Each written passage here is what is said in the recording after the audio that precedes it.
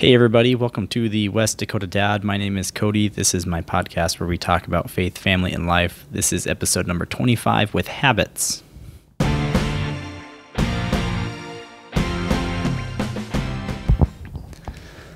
So today we are going to be discussing habits. What are they? Why do we have them? How to kick bad habits, and maybe how to start good habits. Since I am not a psychologist or any degree or level on the psychology of habits, I have read a book called Atomic Habits by James Clear.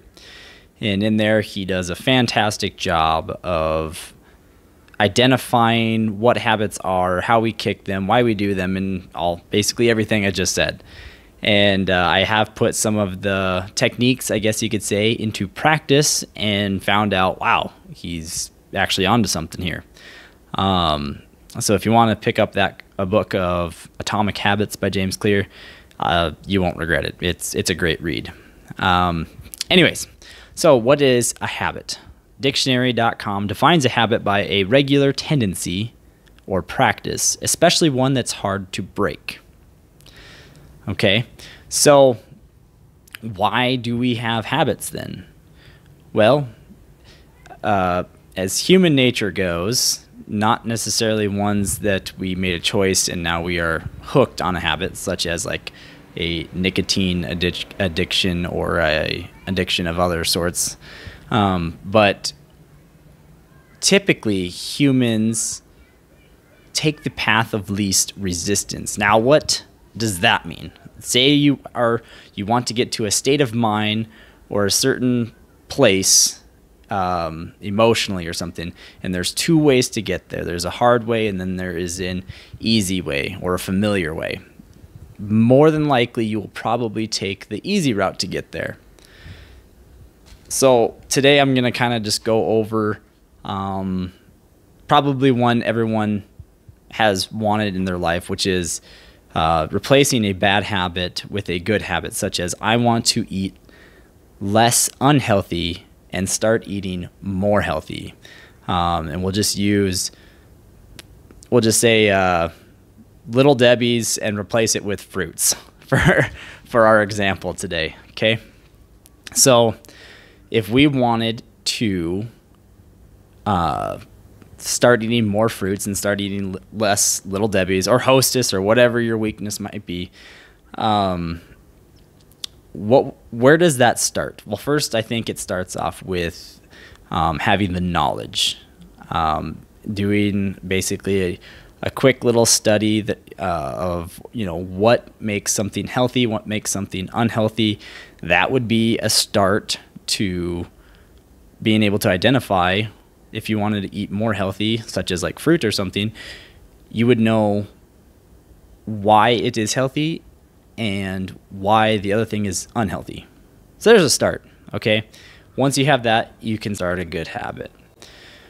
So obviously, if you have ever gone and got your own groceries, you will know the number one mistake is never go to the grocery store without a plan and hungry. That is a recipe for disaster, also a recipe for having the best snacks in the house. So, rule number one, let's at least plan our week out or have a list. That way, we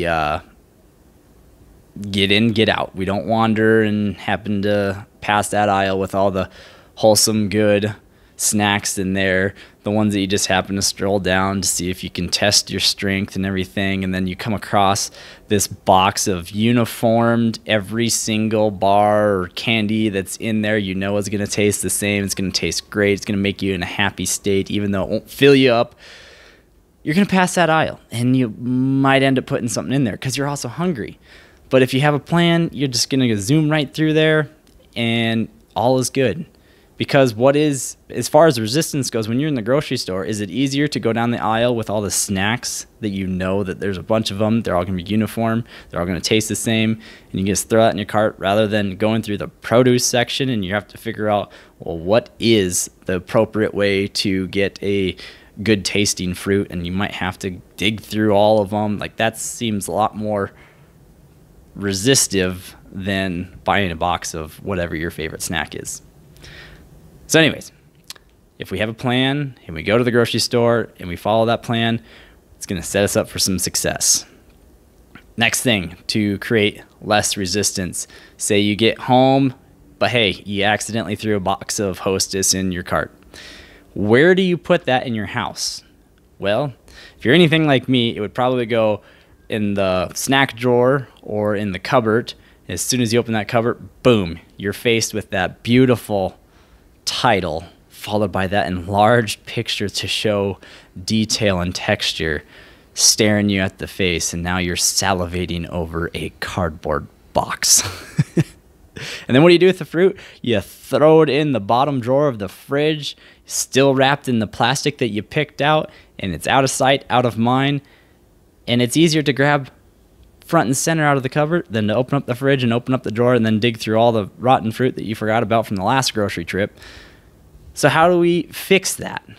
Well, unless you are trying to hide snacks from your siblings or your kids or whatever it might be, to which you would probably have already done this, you should take those snacks, put them on the top shelf way in the back, or bottom shelf way in the back, so you have to get out a step stool, you have to take stuff out, and you'll probably be less likely to eat them because you've created so much resistance in order to get that wholesome goodness snack. And then in return, take the fruit out of the fridge, throw it in a fruit bowl on the table. You will eat it before it goes bad, usually. You create less resistance with the good food, create more resistance with the bad. So that's an example of how to kick a bad habit of eating too many snacks and not enough fruit. That's just a simple example there. Another one I thought was kind of interesting, and I don't have a whole lot of relatability with this one because I haven't smoked.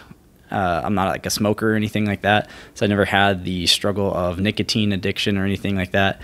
But in the book, he was talking about if you're trying to quit, you got to look at your environment, your atmosphere, and other things such as that. Because if you are trying to quit, but you still go on smoke breaks with your friends and everything, it's going to be a lot tougher to give that up because you're smelling it, you're socializing with it, and it's going to be tougher to kick that habit opposed to if you remove yourself from that environment. Not saying that you have to defriend them. Is that a word? Defriend? Unfriend. Unfriend, it sounds better. Not saying you have to unfriend them, but just, smoke breaks, go do something else instead of going on smoke break with them. Next is when, say, you meet someone new and they offer you a cigarette. Say, instead of saying, no thanks, I'm trying to quit, to which might spark up a conversation of when they tried to quit and how, they were unsuccessful, and they're not going to judge if you, unintentionally put peer pressure on you or make it easier for you. They might offer you a cigarette at another time, or it might just feel convincing that, this person's on the same page as me, I'm going to have a smoke with them. Instead, say that you don't smoke or you have quit. I wouldn't try to do it in the sense that you're necessarily lying, but if you say, no, I'm not smoking, they might not ever offer you a cigarette, which might make it easier to quit. Again, that example's more so from the book rather than my personal experience because I've never been hooked on tobacco. So, but if that helps, I just wanted to send that information.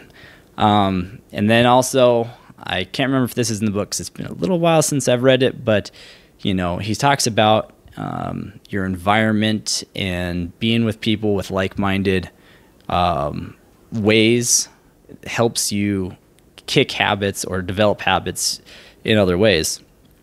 So say you want to get in the habit of, since this is the West Dakota Dad, I'm talking about faith, say you want to get in the habit of reading the Bible more, or say you want to get in the habit of praying more. One of the ways to do that is start to be more active in your church, because then you're around a bunch of people that also do that. And so that might be another way to get into doing something like that. But regardless of what it is, in habits in general, people tend to take the path of least resistance. So when you try to make whatever habit you want to develop the least resistive path, you're more than likely going to stick with it, opposed to all the resistance that's in the way. Say another example, like social media. You want to spend less time on social media. Well, mine, all I have to do is hit the button on my phone, it unlocks my phone, and boom, I can tap any app I want to and mindlessly scroll for hours if I wanted to. So he mentions in there, log out after every time. That creates resistance. No one wants to have to enter in a password each time to get onto social media. So you'll actually naturally just spend less time on there. And so yeah, talking about habits, he's always talking about resistance. Where are you at? Are you creating more resistance to kick the bad habits and creating less resistance to develop the good habits? It takes a little bit of thinking, but again, it's a fantastic book to read.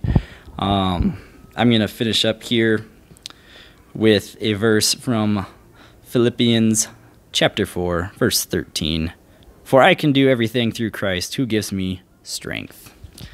And that would be the icing on the cake for me to be able to work towards good habits and eliminating the bad habits. So that was kind of a lot of information to take in for this short podcast here. But like I said, go check out the book Atomic Habits by James Clear, and it will be worth your time, especially if you're looking into more about what habits are and how to develop and eliminate them. So I hope you guys enjoyed it. I hope it wasn't too much information. I hope it wasn't too scattered around, but it was just really exciting for me to be able to learn something new and be able to share it with you guys. So until next time, I'm the West Dakota Dad. Thanks for listening to the West Dakota Dad podcast. If you like what you heard, please drop a rating, share with your friends, and don't forget to hit the subscribe button so you don't miss out on any content.